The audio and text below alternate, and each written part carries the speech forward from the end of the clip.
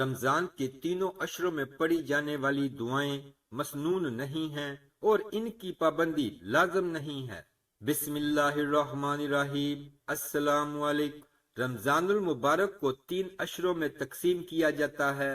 10 دنوں کو عشرہ کہا جاتا ہے، لہذا رمضان کے پہلے عشرے کو عشرہ رحمت، دوسرے عشرے کو عشرہ مغفرت اور تیسرے عشرے کو عشرہ نجات کہا جاتا ہے۔ ان تینوں عشروں کی خاص دعائیں ہیں، لیکن یہ دعائیں مسنون نہیں ہیں اور ان کی پابندی لازم نہیں ہے۔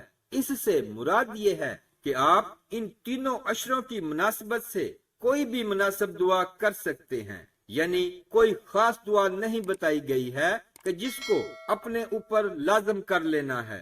اس سے مراد یہ ہے کہ آپ جو بھی دعا سہولت کے ساتھ کر سکے آپ وہ دعا کر سکتے ہیں۔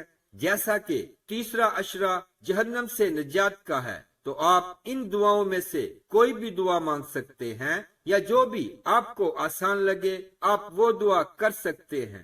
آپ یہ پڑھ سکتے ہیں اللہم آجرنی من النار۔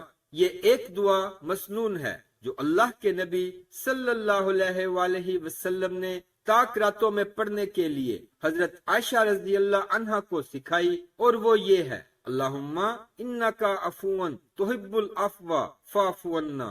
آپ یہ بھی پڑھ سکتے ہیں ربنا آتنا فی الدنیا حسنۃ وفی الآخرۃ حسنۃ وقنا عذاب النار۔ اللہ تعالی ہمیں سمجھ کر عمل کرنے کی توفیق عطا فرمائے۔ ویڈیو اچھی لگے تو لائک کر دیں اور ثواب کی نیت سے شیئر ضرور کریں۔